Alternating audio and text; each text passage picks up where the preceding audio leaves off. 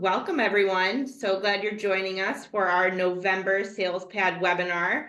The second to last webinar of our 2024 SalesPad series, which is really hard to believe. I feel like it was not that long ago that we were planning this, but really it was just about a year ago. So it's been a fun ride. So my name is Elizabeth Morse. I'm the event manager on the marketing team here at Cavallo. I just have a couple housekeeping items before we kick things off. You can expect about a 45-minute presentation today with time at the end for a Q&A. So feel free to ask questions at any point throughout the webinar using that Q&A icon at the bottom of your screen. And today's webinar is being recorded, so everyone will have access to that recording within 24 hours of the webinar ending. That's going to live on our YouTube channel as well as our events page on our website. So you'll be able to share that with colleagues who maybe missed today's webinar, or you can revisit it at any point. We're excited to have Brandon Bullenbach, Senior Implementation Consultant, with us today. Some of you, if you've been to our annual user conference, have likely sat in a session that's been led by Brandon.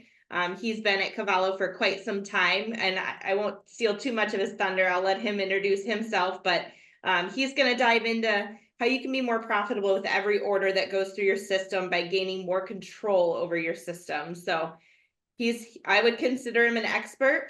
So without further ado, I'm going to turn it over to Brandon to dive in, introduce himself, and kick us off. Perfect. Thank you. Yeah. Hi, everybody. As Elizabeth said, I'm Brandon Bullenbach. I'm a senior implementation consultant here. And we're going to talk about workflow and scripting so you can take control of every order. Order a little specific, you can take control of your quotes, orders, invoices, returns. Just to throw that out there, it's not just limited to orders. Quickly, just a little bit about me. I'm a senior implementation consultant here at Cavallo. I started about 11 years ago. My 11-year anniversary was at the end of October. I started on our support team, taking calls and cases and things like that. Eventually moved to our implementation professional services side, and that's where I've been ever since. A couple of my hobbies. I enjoy reading, watching movies, TV shows, playing video games. And I recently more so got into F1, Formula One racing.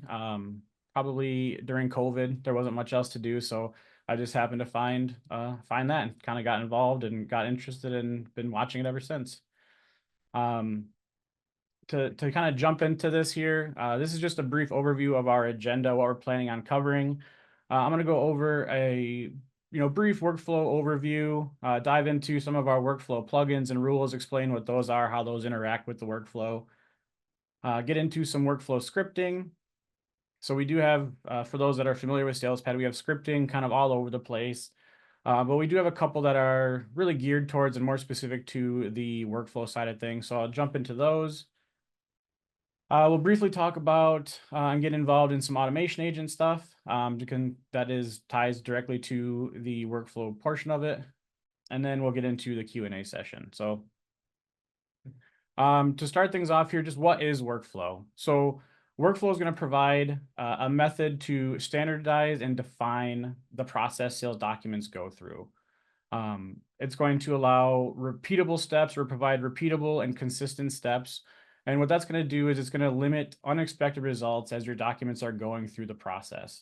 That has a couple of factors. You shouldn't generally have to try to understand or decipher, hey, why is this order here? What happened to it? The process, the kind of the strict, stringent process that you're building out in the workflow side is going to help guide that so that you always are going to know where things are at any one spot. Another benefit to that repeatable step process is that it's kind of one that maybe isn't thought of too often, but I think it helps to make onboarding easier. So if you've got new users that are going to start getting into SalesPad, either new hires or people that are moving around in the organization, it's a lot easier to onboard them and get them used to that process within SalesPad if you have that built-out workflow where it's always going to be the same process, the same steps. They're not going to learn how to do it one way from somebody and a different way from somebody else. They're all following that same key process. And then the last part here, workflow allows and helps to provide some process automation. So automation on a couple of different levels. So thinking about maybe actions that current users perform now, maybe they're doing manual margin checks or credit checks, when an order comes in or they're placing an order, they're going and looking at the customer's history to make sure that one, they're up to date and they paid, they're not on hold. Specific to margin and things, if they're having to either check to make sure the margin is accurate or above what it should be.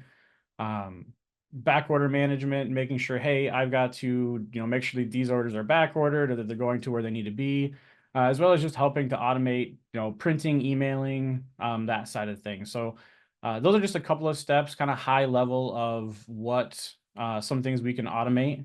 And when it comes down to like the automation side, we get into a little bit more automation where it's truly the process is out of the hands of the user. Automation agent is maybe doing some workflow forwards, maybe triggering its own logic through the scripting that we have there that we'll cover.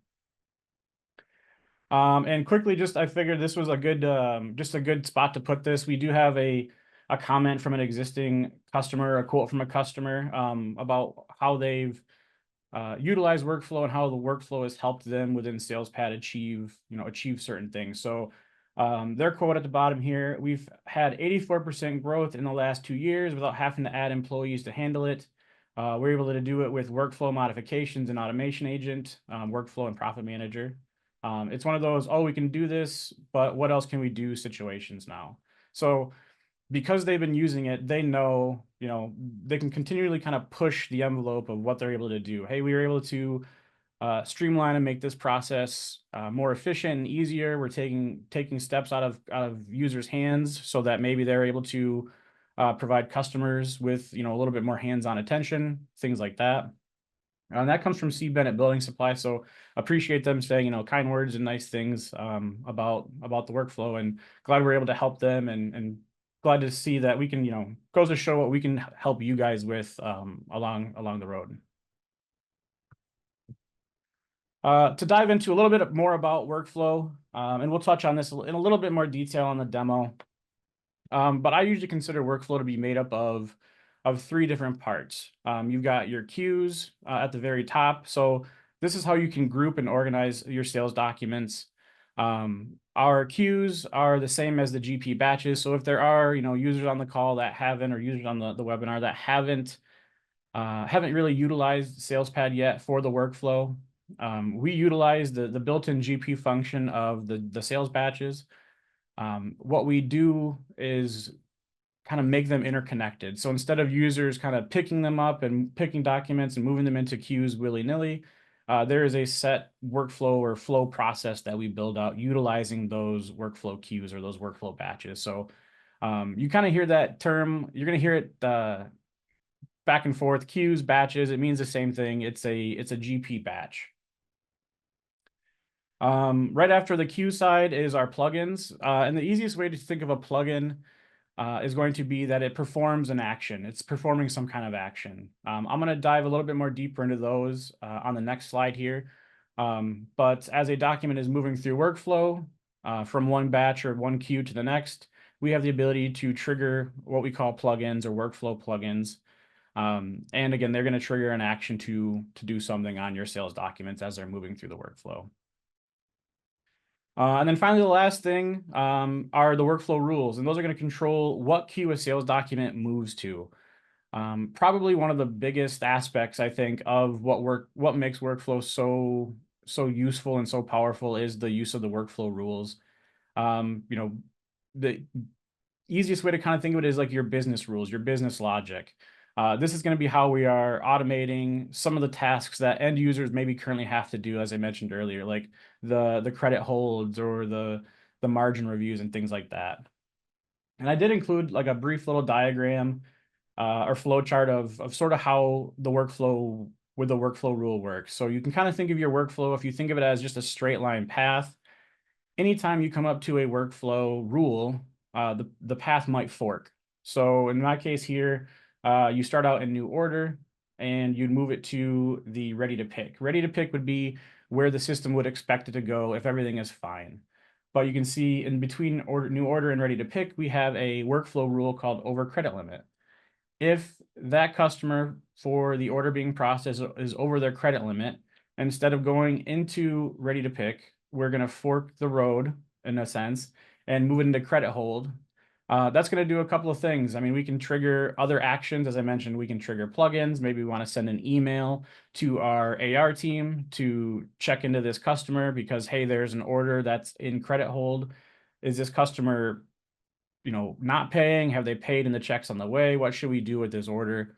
Once that gets cleared up, you can see as it gets released from credit hold, it will marry back into the main path and continue on its way. So again, that is kind of what makes, I think, workflow so powerful. And what it can do is it has the ability to do those checks. A lot of times, again, things that were maybe manually happening by a user, which if a user is doing it, there's always the case where they're going to miss something. So the rules with the automate or with the workflow is going to just help take, that human error aspect out of it.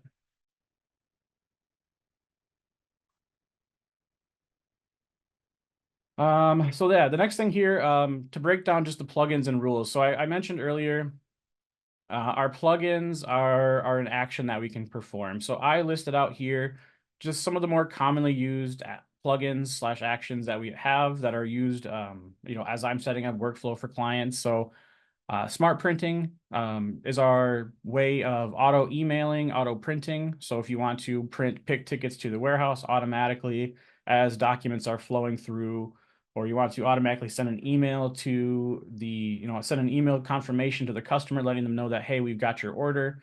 Those are things that can be achieved with a user just pushing a document through the workflow. No manual steps for them besides doing the initial trigger and push through the workflow. The run script / multi-run script, again, I'll get into this in a little bit more detail on the next one here, or the next couple. We'll dive in a little bit more detail on the scripting, but a script is, again, some kind of logic that we have built in that allows you to do something. A pretty common one that we often use around the back ordering side, that's what I have in my example in the future, or in the demo here, is we want to check to see, hey, when I'm releasing an order from back order, has it been fully allocated? Without user intervention, we can trigger the run script to allocate or attempt to allocate the order. And from there, the process goes on to, whatever might need to happen, whether or not it's fully allocated or it's still got some back orders, whatever else is in the process can trigger after that. But the run script, multi-run script are pretty powerful tools, allow us to help further automate some of those tasks that are a little bit more unique and dynamic, maybe not something we have built-in plugins for, out of the box. The next one, split sales document, kind of ties directly into what I was just explaining with the back orders. So splitting sales documents is going to allow us to do exactly like what it sounds. Maybe I want to split off my back orders because I have some items that are in stock and I can ship out to the customer. Some items that are back ordered, I want to be able to ship them out. So I can split my order into, a .1 and a .2. My .1 that has my items in stock will continue through the workflow process and go to the warehouse. My .2 that has my back ordered items will get checked by my back order rule, which, a little spoiler alert, is on the right side there talking about back order checks. My .2 will have back orders and get checked by the back order rule and then end up in, my back order batch or something. But that is the idea of a split. We're splitting the sales document based on some criteria on the sales line. We have numerous built-in conditions and criteria that you can split on: back order, shipping method, warehouse, ship to location, I believe. And then we also have a custom field that is, again, more dynamic. You can choose whichever field on the sales line that you want to split documents by. So really powerful tool. We'll use quite a bit with our customers that have like a back order policy or a back order process. And then the next groups here, I wanted to include because I think they're useful and it's going to be useful for users that are using these specific products on top of SalesPad. So if you use PayFabric or Square for taking payments, we have plugins to handle authorizing the sales documents, capturing those authorizations, as well as just charging them outright. And depending on the circumstances, there's kind of different criteria that can happen with the authorization and the charge. We can help automate that process to an extent if you are a customer that keeps track of your customers' credit cards in the wallet for each corresponding application for the PayFabric side or for the Square side. If you have a default credit card associated to those customers, the PayFabric or Square authorize and charge will perform those steps automatically. So through workflow, I can say, hey, I want to authorize their default card. And as a user, I don't have to go in and do those steps manually. It'll just find the default card and perform the authorization, assuming it's valid. If it can't, there are some fail safes in place where it will move it into a separate batch for failure, just to show that, hey, this was attempted to be authorized, or maybe you're trying to capture a charge, but we couldn't. So you need to, perform some action on this manually instead. Otherwise, if you manually authorize, then you can capture automatically through workflow as well. So that's what I'll show later on. And then the other side too, we have our EDI functionality that we partner with SPS Commerce on. So if you are, bringing in documents, orders on the 850, we have some automation in regards to that as well that I'll touch on. But we can automate sending out some of these other transactions as well. So if you have a trading partner that requires you to send the 855, which is the acknowledgement, send the 856, which is the advanced shipping notice, or the 810 for the invoice, we can send those out. A little less used, but if you have like a 3PL or some other shipping location, we can generate those warehouse shipping orders as well, the 940. This is only some of them. We do have a full list on our website on the different documents, transactions that we support with SPS Commerce. But I do like to call those out just because that can be a very streamlined process depending on the different, touch points you might have. If it's pretty hands-off, then orders can come in automatically, go through the workflow, get picked and shipped, and a lot of that is hands-off depending on how you're setting that up. Now to the workflow rules. I just have a couple of examples here just to sort of show users, what you guys can do with these. Common ones that we're doing and ones that I'll show off here that I've already mentioned. We've got a backorder check, just checking to see if the sales documents have back orders on them. Checking for low margin, checking to see if the customer's over their credit limit. Maybe if you do a mix of drop ships and non-drop ships, but you want to have a bit of a separate process, or there's separate tasks that have to happen with a dropship order, we can catch those. We can split those. So kind of taking it back to the plugins, splitting is dropships are something that we can split on as well. So yeah, we can do dropship checks to be able to pull that out or fork that off to a different process. Future orders is kind of a common one every now and then, maybe more so during a couple years ago when there were supply chain shortages. People were wanting to make sure they were getting their orders in early, but maybe not shipping right away. So we have a way of checking, hey, this is a future order. Maybe I don't want anything to go down to the warehouse that doesn't have to ship within the next 2 weeks, or whatever that criteria is for you. We can check on that. And then find the last one, just rush or priority orders. If there's, a priority customer that puts in an order, we can check that depending on the criteria. A lot of times, maybe you've got a flag on the sales document to say, hey, this is a rush order, check that, so that the system knows that this needs to take priority and move through the system, or get shuffled up a little earlier than not, for users to process it. So a couple of high-level examples. Again, I'll dig into those in a little bit more detail as we get to the demoing process. But yeah, just a couple of common workflow rules there. So a big one here is going to be our workflow scripting. So on top of the workflow rules, we have workflow scripting. And these are the ones I mentioned earlier, that we have scripting all over the place. These are the ones that really tie directly into the workflow process. So starting at the very top, we have the pre-forward script.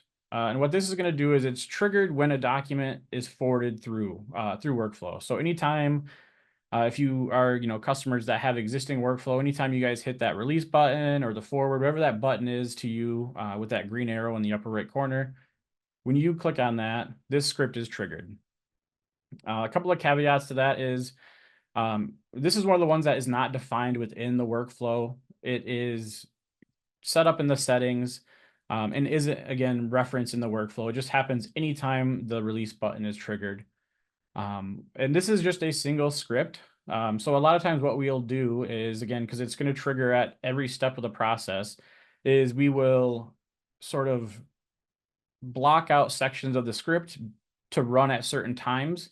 And we're generally basing that off of the batch that you're forwarding from or the queue that you're forwarding from. So, hey, if I'm forwarding from new order, I want to, run this check. Whereas maybe if I'm releasing it from ready to ship, I want to do a different check that isn't happening at the same time as as the new order. So it is the same script, so it can get a little messy, but again, we do have those blocks generally that we're limiting out what runs based on the workflow queue being forwarded from. The next one here is run script. This one is actually configured within the security and the script security/security script manager. So the actual scripting aspect of it happens outside of the workflow process. But you reference the plugin. So I mentioned earlier, there's a run script plugin. You reference the plugin within the workflow, and that is going to determine when that is triggered. So it has some similarities with the pre-forward script in that, again, it's triggered when a document is forwarded, but you control what queues it's getting triggered from, which we'll see a little bit better example of that once I bring up the demo.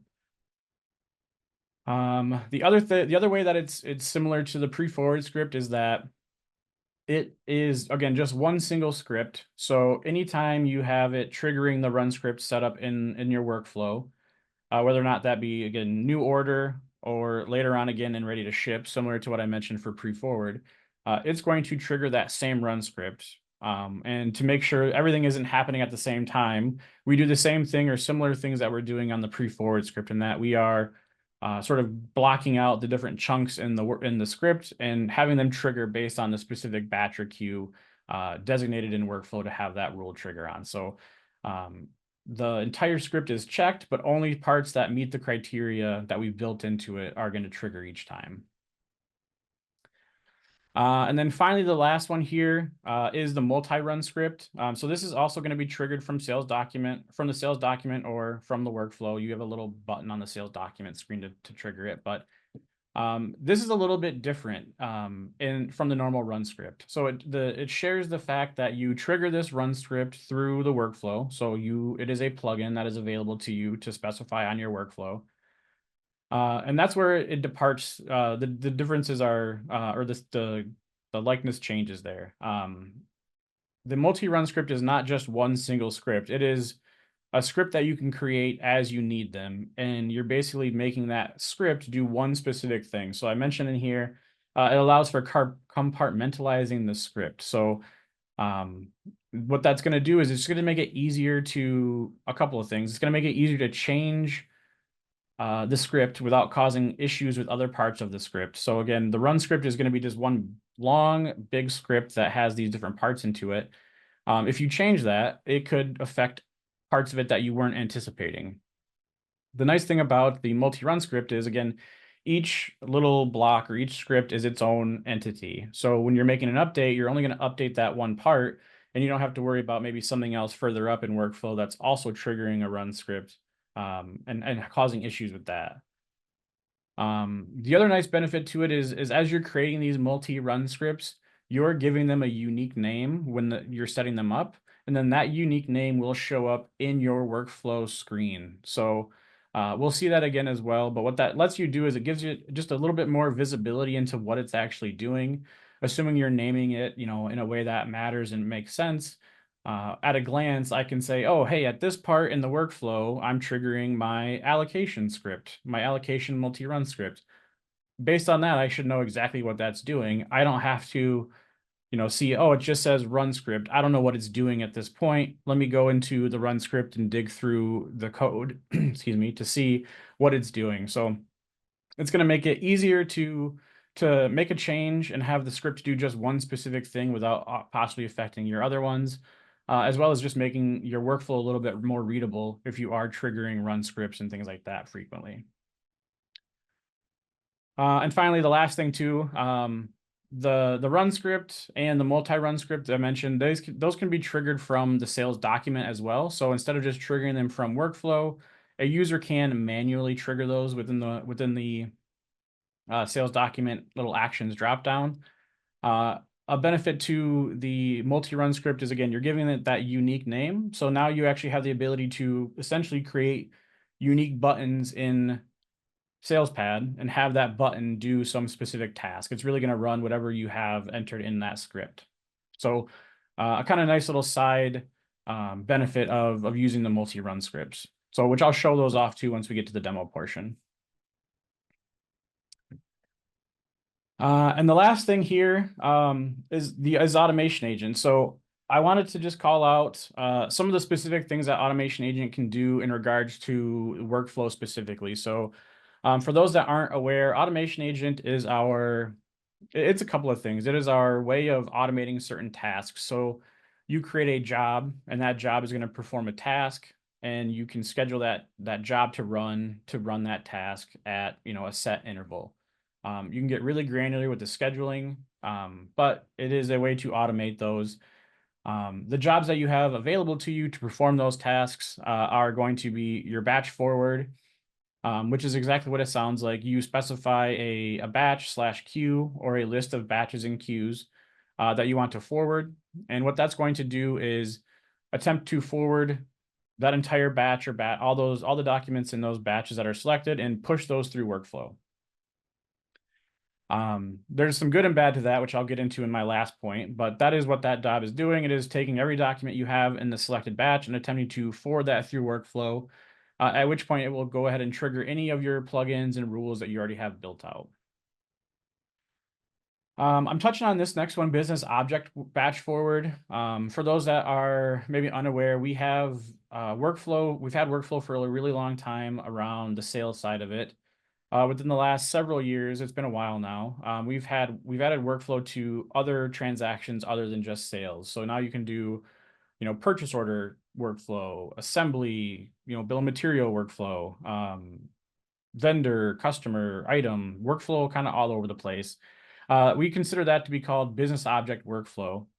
So we have a business object batch forward that performs the same task as the batch forward job I mentioned above. It just does it specifically for the business object workflow. So you specify, hey, I'm doing this for my PO workflow, and then it starts filling in other details for you.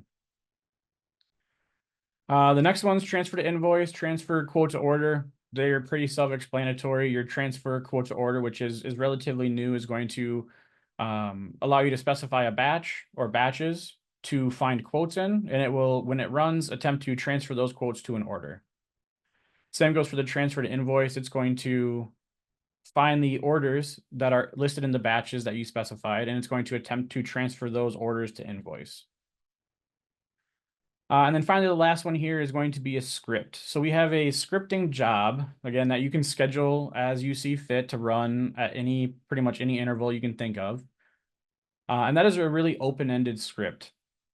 You're not really given much available to you. You just have to, understand how our scripting works and write a script. Our probably most common thing that we utilize this for is for doing batch forwards, actually. So we do have that batch forward job. I mentioned there are some catches to that. One of those being it can be a little inefficient depending on what you're doing. So for example, maybe I want to automate my backorder process. I have a backorder batch with lots of back orders in it. Maybe some of my documents are still going to stay back ordered, but I'm going to, push them all through workflow, have my rules, figure out what's going to happen. But if they're still fully back ordered, the documents are just going to end up back where they were in my back order queue. And again, if maybe you have a long lead time for certain items, there could be a lot of orders that are going to get forwarded through the workflow and just end up looping back where they started. And that causes a lot of just extra processing. It's extra traffic on the SQL side. And so it's not always the most efficient way to handle that. This is where the script job comes in really handy. We can build out a list of, or the main thing that we've been doing, or that I've been doing lately with it, is it allows you to build out a list of documents that you want to forward. So similar to the batch forward where we're choosing our batches, I can be more granular with my choices of documents that I want to forward. I can then also, because I'm already triggering a script, maybe eliminate certain steps from my workflow that would normally happen. Like I need to allocate the orders through a run script. Well, I already have a script happening, so maybe I'm finding my list of orders and then I'm manually triggering the allocation in my script. So let's say that happens. I find orders that are still completely back ordered. Well, if it's completely back ordered after allocating or attempting to allocate, I know that it's just going to loop back around to where it was. So there's really no point in me forwarding that document on. So instead of forwarding, mindlessly every single order, whether or not it'll actually be able to allocate, we can do a pre-check beforehand. And if it's not going to have any allocations associated to it, don't even bother continuing to forward. Move on to the next order. So that is a way to help us be a little bit more efficient in how we're processing things, doing some initial checks beforehand, making sure that it makes sense to forward some of these documents through before you're just blindly batch forwarding everything, maybe hundreds or excuse me, thousands of orders that are just going to loop back around. A couple of other things, just functionality wise, this isn't, solely what Automation Agent can do. Automation Agent is also our integration platform. So some of you may already use these, but if you're not, we use Automation Agent for our integrations to our e-commerce side. So we've got currently Shopify, Magento, WooCommerce, and I believe HubSpot is our newest one. We also just have some general built-in functions for SalesPad, like sending AR statements, emailing quick reports to customers, emailing quick reports to internal SalesPad users. But we also, outside of the e-commerce side, I mentioned if you're using PayFabric or Square for use with their pay links. So PayFabric has pay links. Square has something called payment links. We have jobs to attempt to retrieve those payment links automatically so users don't have to manually do those checks themselves. And we also use it a lot with our PaceJet integration for shipping. So sending out shipments, excuse me, pulling in information back from PaceJet. So we send a shipment off, PaceJet processes it, we pull that shipment information back in. So it is, not just our process or not just our platform for automation, it is our platform for integrations as well. And I have listed down here at the bottom. So I really did just a brief overview, high level of what Automation Agent is, what it can do.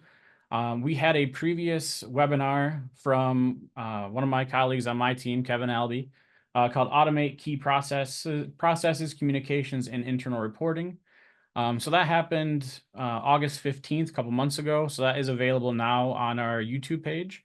If you wanted to watch that, review that, just to get a little bit more detail on what Automation Agent can do, he covers that in more detail there. And that is all I had for the presentation side of it. I'm going to flip through to the demo here and try to show you guys as much as I can without getting into too much weeds. Workflow, for anybody that's talked to me about it already, probably knows this could be an hour, 2 hour, 3 hour long session just by itself. So I just wanted to kind of high level touch on this first. So this is our workflow setup screen. This is the workflow that I've configured for the demo here. Breaking down, breaking down the different parts we have our workflow queues and batches at the top. So these here are my workflow batches. We have our plugins that we're triggering in the middle section here. The next queue is kind of thinking back to when I was talking about rules. The next queue is going to be that straight line path, assuming everything is working at the order is in, everything with the order is in order. It won't have to fork at all. Otherwise, we have the little evaluate here that will tell me that, hey, we need to look at the workflow rules down here at the bottom. So any spot that you have a checkbox is generally me saying that we're going to check a rule at that point. And our rules are broken out into, if we click on one of these, a couple of different sections. We have where is this rule being checked? What happens if the condition that we're checking is true? So in this case, move it to credit review. And then what is our condition or rule that we're checking? In this case, is the customer over their credit limit? So check to see when a document leaves new order or future order, is the customer over their credit limit? If they are, move it to credit review. That is where that kind of fork in the road comes in from my little flow chart at the beginning.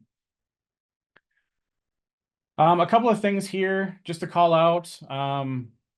If I click in my drop down here for plugins, you can see we have a ton of plugins available. So the ones that I listed are barely scratching the surface. I'm just covering the more specific ones. If you wanted to trigger a run script, as I had mentioned before, you'll notice that you just select run script. And as I mentioned earlier, this doesn't really tell me what is happening. I don't know what's going to happen when a document leaves margin review and triggers my run script.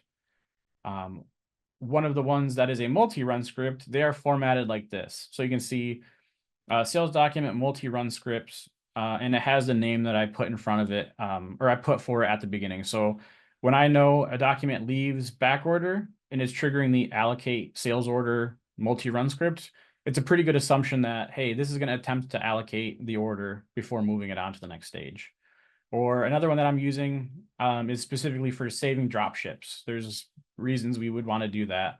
I can see, hey, this is going to probably save the drop ship, assuming I named it in a way that makes sense, and call it out what it's actually doing. So I do have a bunch of workflow rules and different criteria. I want to just help show how some of these things can be automated. One thing I wanted to touch on too is a little bit newer. This is also a Kevin Albee thing. He kind of suggested this and did some proof of concept sort of things for being able to have built-in visualizers. So after you've built out your workflow, if maybe something isn't working right or you're a more visual person, you can use this workflow visualizer. And this uses a third party called Dolphin, I think it is. Can't remember the exact name of it. But it lets you, or it will, based on the workflow, build out a flow chart of how things are working. So things are starting in new order. When I hit forward, it will move it into the confirmation plus batch where it can see we're triggering a plugin. So anything in the parentheses here is a plugin. But we're also checking workflow rules. So any of these dotted lines are going to indicate that a workflow rule is happening. So for me, from new order, I'm checking if the customer is over their credit limit, as well as if the customer is on hold. And if we check down here, new order, customer over credit limit, and customer on hold. So based on what we have set up here, it is building out that flow chart for you automatically. And I'm going to really quick here, turn on my automation agent because I need to have this running for some things to happen automatically. And I didn't want it to happen too soon.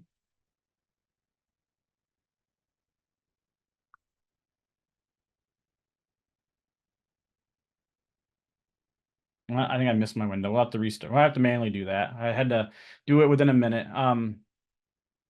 But yeah, just to jump into this, again, another benefit of workflow, I didn't really cover it in the flow chart or in this presentation, but with workflow, it directly ties into our screen called Sales Monitor. So, getting back to the very beginning when I was talking about queues and queues being a way to help organize your documents, your sales transactions to figure out where they're at.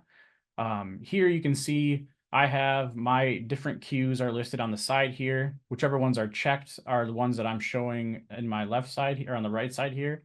So if I really only care about, hey, what's going on in my new order queue, I can click off this, click off everything, click on this and see, hey, these are my orders in the order queue. Maybe I want to make some specific adjustments to these. I can drill into them and go on from there. But this is the reason why the workflow is so powerful. Not only is it doing things automatically for you, but it's organizing it. And we give you this screen here to help you see, what exactly is happening. So if I come into new order here, I've got several things here I want to show. Based on my PO numbers here, you can kind of see what's going to happen. So if I open up a couple of orders here, I'll explain what's going to happen. I'll push them through workflow so you can see what's happening or how it's going to work out. So this one here is going to be a capture. So I mentioned earlier, I want to be able to capture my authorizations. If I take a look over here on the right side, open up my payment window, I can see I have an authorization already for this customer. As part of my process, it will check to see, is there an existing credit card capture? Is there an existing authorization? If so, go ahead and capture it so it triggers our capture plugin here. So I will go ahead and just hit forward or release, and we'll get a screen telling us what exactly happened. In this case, it should end up in my main picking warehouse. So we can see went to confirmation plus, so it sent out an email automatically. It checked to see if it needed to split. It didn't. It captured my authorization, and then it moved it into my main picking batch so that the warehouse can pick that.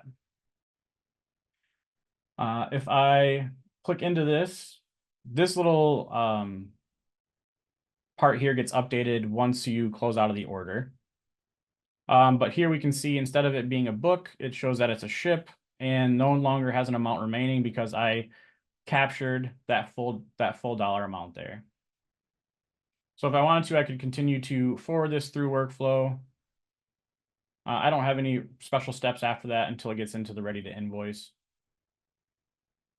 This next one here is going to do the same thing, but it's going to allow you to capture multiple times. So we do have the ability, somewhat recently, I believe, to capture multiple authorizations, or to allow for capturing multiple times on an authorization. So there is a setting for this. You do have to have a supported gateway, but most of the ones we support, Evo for PayFabric, Authorize.net, if you're kind of grandfathered in, will support that. So this one's actually going to do a couple of things because we have a back order here and we have a back order amount. Yeah, just one back order. This will split. So we're going to see how the splitting occurs. It's going to split my order into two. It's going to capture the one. And then because my other one is back ordered, it's going to wait until that one's ready to be processed to capture. So I'm going to just forward. Oh, actually, this one hit another one here. So I have a low margin rule, so 30% margin. This item right here at the top is below 30%. So it's going to go into my margin review. Again, I can take an action on that. I can say maybe that's fine. So I'll just keep pushing it through for the demo's sake here. And here's my split plugin. So I'm bringing this up here to show you guys what it looks like manually. We can automate this process even further. So I just wanted you to see how it's going to split this off. Based on that back order quantity, it's going to put these three orders onto my .1 or three items, this one item onto my .2. And then it's going to, again, other workflow rules are going to take into account here. So this prompt doesn't have to happen. We can make this happen automatically. I just keep it popped up for the demo purpose. So once this happens, we'll get our .1 moved into main pick. Oh, this one didn't have a capture on it, so it didn't capture it. That was on me. So there is a way to multi-capture. I just must have forgot to actually put an authorization on there. But I did want to cover that too, because that is kind of a newer feature that I just discovered that we've added. If you capture on the authorization once and you have the allow multiple captures enabled, it will then allow you to capture on that same authorization a second time or multiple times after that until all the documents are fully paid. A couple other things here. This warehouse multi, I believe this kind of comes up frequently now. This is going to be another multi-step one here. I have a lot of the same items on this order, but I have them all going to different warehouses. So I have 3 different locations on this specific order. So what this is going to do, as part of my workflow setup, I have different batches for my picking so that each warehouse knows these are the items that you're responsible to pick from. So all I have to do is hit forward. This customer happens to be over their credit limit. So again, some of these are going to double dip in my workflow rules. So you can see, without me even knowing I needed to check this, this customer is over their credit limit. I'm going to go ahead and say that that's fine. The check's in the mail. And we get a bigger prompt here. Again, it's going to split off multiple times because the warehouses here, warehouse, north, and south. And this one here has a mix because these are the ones that are back ordered. So we're going to get 4 different documents created just from this one instance of a user hitting forward. These ones are going to end up in their specific picking batches, and these one is going to end up in the back order queue for further processing. Remember the 57858.4. That one might come up in a minute here. So yeah, main pick, north pick, and south pick because of their warehouses, and then we had one here go into my back order queue.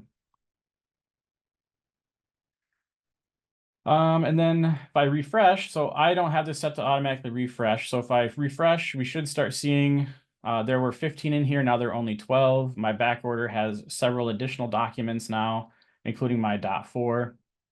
So I think the last one here that I'll show is going to be maybe my future, or actually I'll show the drop ship and the future order here. Future order is very straightforward. You release it. I have a rule that checks to see if my requested ship date is within 14 days of today's date. And if not, it's going to move it into future order. And this one is also the same customer that happens to be over their credit limit. So they're over their credit limit. That's fine. Again, this is rec ship date is greater than 2 weeks. So move it into future order. And I'll circle back on that one as well. So we've got our future order here. And then the last one here before I jump into the next thing is our drop ship. So this one's actually pretty cool. It's doing a handful of things. One, it is auto filling in this vendor based on this drop ship here. So we have other scripting able to populate fields on the sales document. And I specifically need my vendor filled out because when I release this, it's going to detect that, hey, this is a drop ship. And what my drop ship process is to generate a purchase order. So it will find that this is a drop ship, move it into my create PO batch to automatically trigger purchase order generation, which is going to link those POs. And I did it specifically this way so you can see it'll create 2 different POs because we have 2 different vendors here. And this one's over the margin. And it's going to split. Why is it going to split? I don't want to split it. It doesn't need to split. So we should see dropship evaluated true, went into create PO, and then it landed in my dropship queue. So notice the little triangles here showing that they're purchased. If I come and take a look at my purchases, here is my PO for advanced office systems or office supplies, and then here's my one for Gunther's sound. So it automatically created those 2 POs. They are dropship POs because it is a dropship order, so it was dropship. Created those POs automatically and then linked them to my sales transaction and then dumped them into my dropship queue. The next thing I wanted to jump into, just again, I've been doing a lot of things. I'm doing them manually and fast because of the demo, but imagine, over time, a customer or a CSR is entering the order and they're pushing it through. Maybe they're waiting for other things, but now I have my automation agent side. I have a couple of ones built in here. I have a future ship, my forward back order, and I have my transfer to invoice. My future ship is a scripting one, and we can see that it's been running every 2 minutes since I started it at about 1240 or at 240. But it is a big, kind of complicated looking script to do what we want it to do. But this is an example of making sure that it's not forwarding documents unnecessarily. The only time it's going to forward is if it's already within that time range. So it's not forwarding it, seeing that it's out of the time, not within the time range and moving it back. It is solely moving it when that time range comes into place. So this should be running very quick because there aren't any that are within that time range. I'm going to take 2 of these and dump them into that time range. So I'll just say that this needs to be done by the 1st. And I wanted to open one more.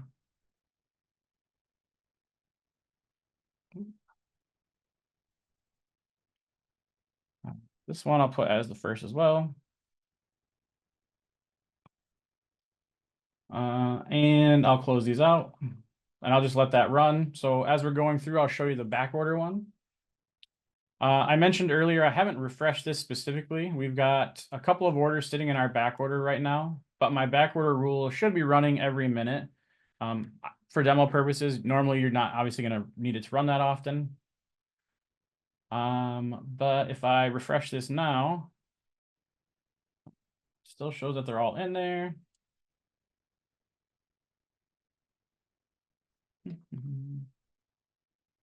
And maybe these actually, these ones actually all don't have inventory in them. So if I find one, this one here, we'll do this one as we're looking at the other one, the future ship. I'm going to forward this one and then forward it again. It's over margin, it's over credit limit. We'll split. And then we've got our back order. So 779.2, we'll come back and take a look at that one. It's already sort of, this one already sort of happened without me mentioning it. So if we take a look at future order, the two that I had mentioned earlier are already forwarded out because again, they ran. So they were within that time frame within 2 weeks. So without me needing to monitor that as an end user, the system automatically show that, hey, this needs to ship within 2 weeks.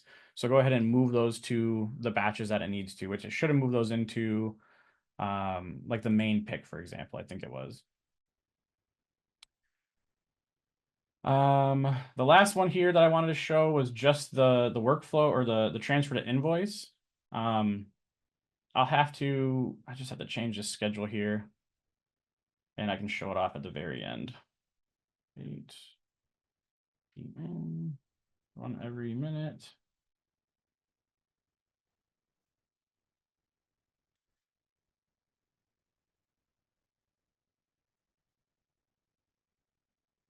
Yeah, my timing was a little off. I needed to get in there, get this started by 2:40 in order for that to kick off. So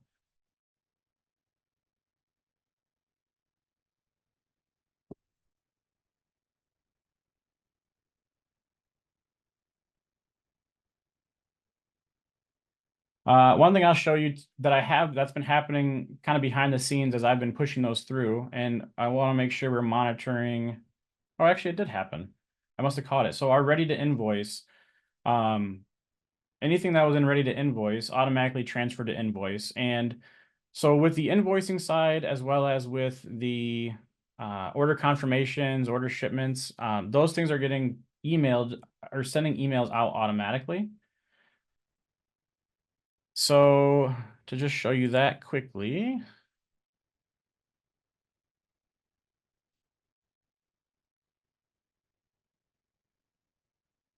I've been getting these emails sent out to me for my invoices that automatically triggered, for my order confirmations as I'm pushing documents through workflow, for my shipping confirmations as I'm moving documents through ready to ship. All of those things are happening just as I'm forwarding the order without me as a user needing to remember or understand or realize what's happening. So again, another reason why it's powerful to be able to automate those actions and those tasks is even better idea is the ready to invoice that I thought I was too late on. These things were happening without me even realizing that they were happening. So yeah, that's what I kind of just wanted to wrap up with showing those automation jobs, showing how you can build out automation within workflow to a certain extent, but then you can also take it even a further step more forward by including automation agent in those jobs. So these are pretty straightforward ones. I wanted to give examples of, if I can find my mouse here, ones that were a batch forward. So this is our stock batch forward job. This is the one that is doing the scripting, so it's a little bit more efficient. And then we have just our standard transfer to invoice. So I know I ran a little late, but without further ado, were there any questions on from either anybody on the call or? Yeah, thank you Yeah, so much, sorry. Brandon. We Yeah. do have some questions, so we're gonna try to knock these out, and if we do not get to your question by the end time, 3 o'clock Eastern, we will definitely reach out to you and connect and make sure we get those answered. So first, Brandon, can you limit who can forward out certain queues? So for example, can you make it only a manager can forward something in margin in like the margin review queue? Yeah, yep. So that's controlled in security per yeah, per queue. So if if only managers should have access, what we do is basically make it read only. So users are able to see the documents, they're able to open them, but they're not able to touch anything. It'll be read only to them unless they have access. Awesome, thanks for that. Can you combine split orders back into a single order? Yeah, I thought about showing that. I just didn't, obviously, I'm running out of time now. So I didn't have time. Yes, we have a No plugin. worries. We have a plugin called Document Combiner that as long as you are trying to combine the related documents, they'll combine back into a new order. Well, Beautiful. The the best same, news is you yeah, can, same, right? yeah, So, same so base number. Sorry. we can definitely help get any more detailed answered for you on that. Yep. Um, okay, can you remind us the name of that workflow diagram, assuming it can be integrated into SalesPad for future technical documentation usage? I think this person's maybe referring to that visualizer. Probably, yeah. It's Dolphin something. I can get the name and send it over to you. So Okay, awesome. we integrate directly with that. So you don't have to necessarily go to their site, but we allow you to export out sort of the raw data that they use, and then you can feed it in and modify it yourself on their actual website. Awesome. And then can you auto send an email when something enters a batch versus smart print sending an email when something leaves a batch? Not with the sales side. At least not at the moment. We don't have a way of doing on enter triggers. Business object workflow. So for purchase orders and customers, all that stuff can do it on enter. SalesPad sales workflow is only on exit. Okay, good to know. Well, that is going to wrap up today's webinar. Brandon, thank you. Most importantly, thank you to all of you who joined us today on this Thursday afternoon. Please join us next month. So December 12th, our webinar will focus on many of our partner integrations. So I know Brandon touched on some of our partners for like payment processing. So PayFabric, Square will also highlight SPS Commerce for EDI and many more. So also like our new HubSpot integration. So we're covering a lot next month. It should be a really good one with Alyssa Strand, who's our SalesPad product manager. Looking forward to that. Just a reminder, you can view any upcoming webinars and previous webinars on our events page on our website. So continue to visit that page, see what's new. We look forward to having some of you join us next month. If you'd like to explore any additional questions, specific needs for your business, please let us know. Scan this QR code or reach out to your account manager, and we'll walk you through anything you need help with. Lastly, there will be a super short survey, just 3 questions. We greatly appreciate your feedback. Once again, thank you for joining us, and we hope you all have a great rest of the week. Yeah, thank you. Thank you. Bye-bye.